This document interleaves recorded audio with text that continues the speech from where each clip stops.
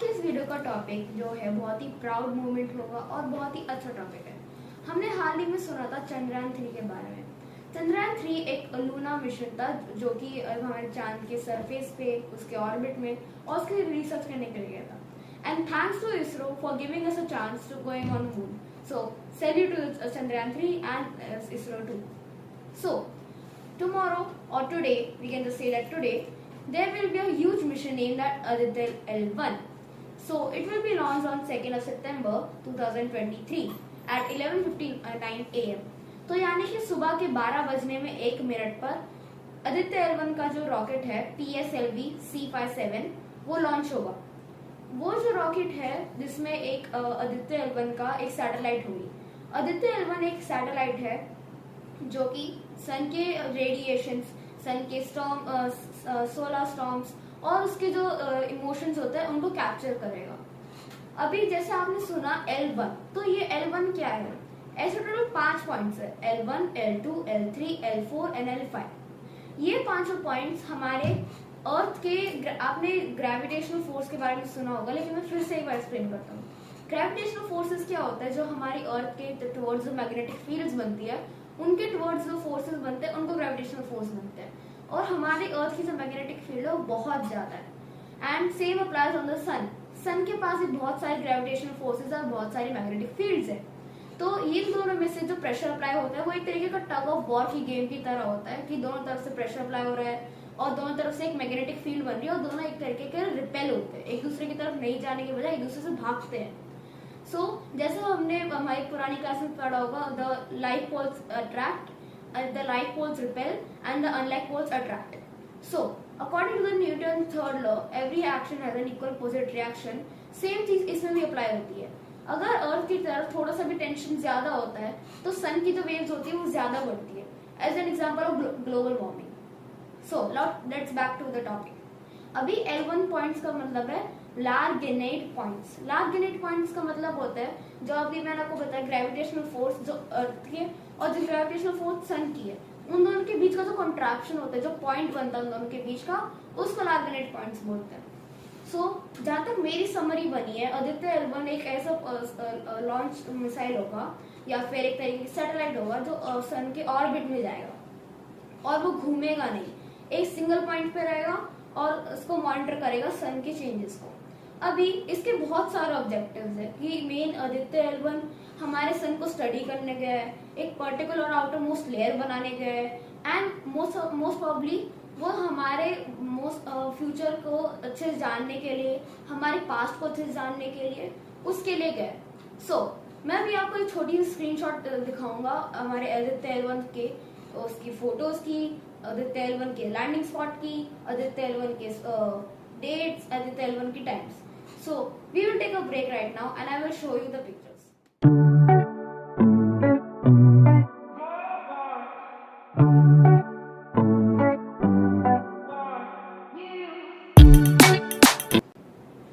Main जो हर एक mission होता है, जैसा अभी मैंने आपको इसकी फोटोज दिखाई, हर एक मिशन का एक की फीचर्स होते हैं।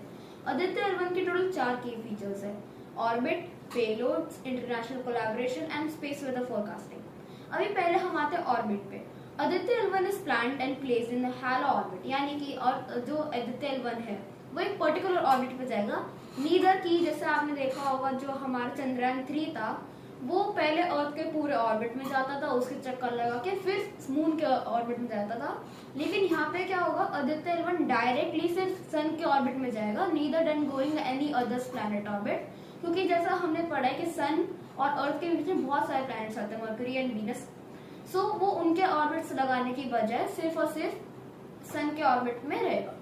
एंड हमने जैसा देखा है कि जो अर्थ और सन का डिस्टेंस है वो 930 मिलियन माइल्स है, जो कि बहुत दूर है और इसके लिए हमें टोटल 4 महीने का गैप चाहिए होगा। और ये जो मिशन होगा ये 5 साल तक एक्टिव रहेगा, यानी कि ये मिशन आपको 5 साल की टोटल रिकवरी, मतलब 5 साल का आपको डेटा बताता रहेगा। 5 साल में सन में क्या चेंजेस आ रहे हैं, 5 साल में सन में क्या बदलाव आएंगे और 5 साल में कौन से सोलर स्टॉर्म्स फॉल होंगे।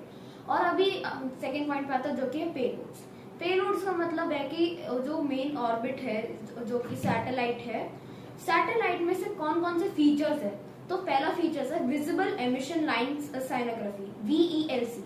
ये एक ऐसा सेस्मोग्राफ या फिर एक साइनोग्राफ है जो कि सोलर कोरोना जो विजिबल रेज होती है, जैसा आपने देखा होगा कभी कभार अगर आप टेलीस्कोप से देखते हो तो सन की थोड़ी थोड़ी वेव्स निकल रही होती है या फिर कोई अजीब सा पार्ट निकल रहा होता है, तो उनको बोलते हैं हम visible and near ultraviolet rays, जो कि हम अपनी नेकेड आई से देख सकते हैं।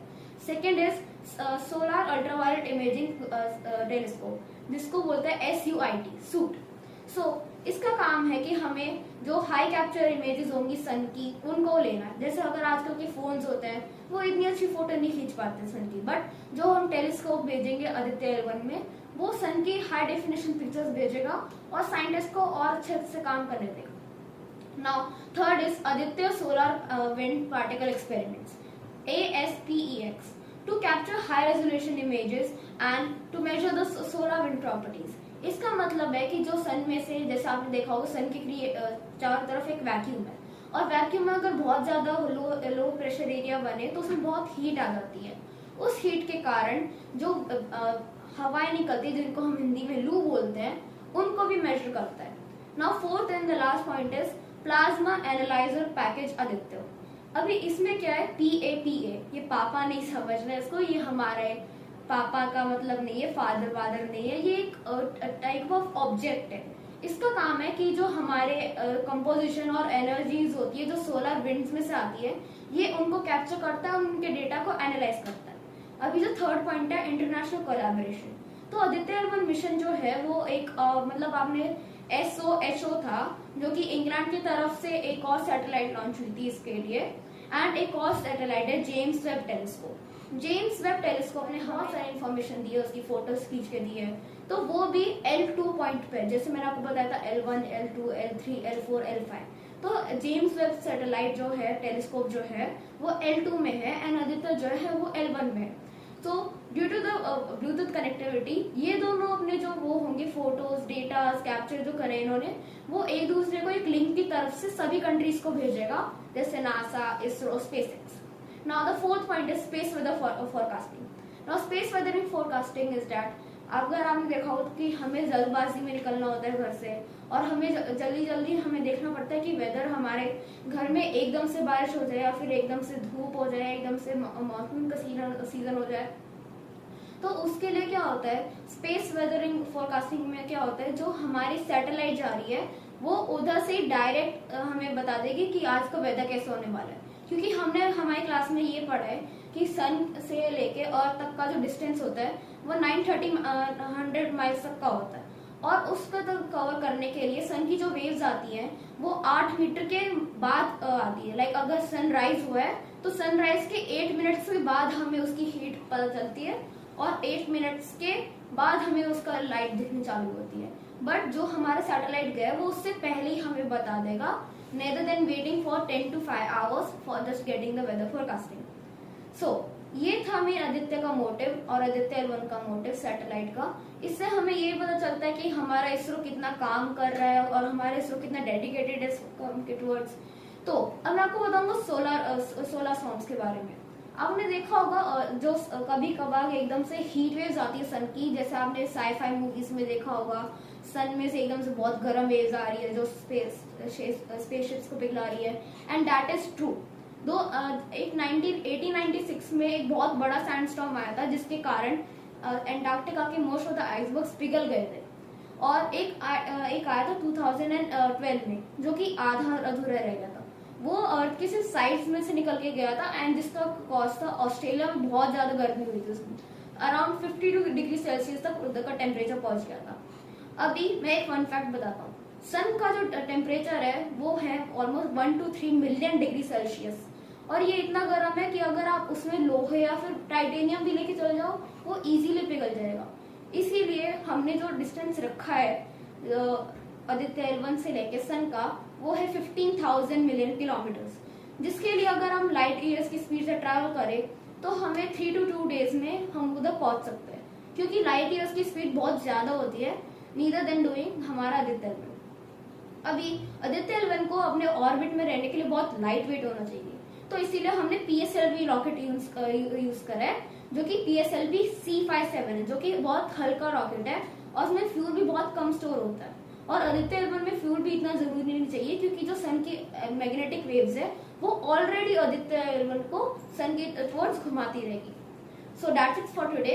एंड आज के इस वीडियो में आई होप आपको बहुत प्राउड फील हुआ, क्योंकि इसरो ने इतना अच्छा मिशन लॉन्च किया है।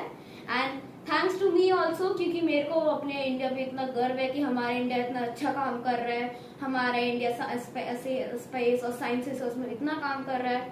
And if you do like this video, please like and subscribe to my channel, and we will meet tomorrow with a new another great video. Thank you, bye.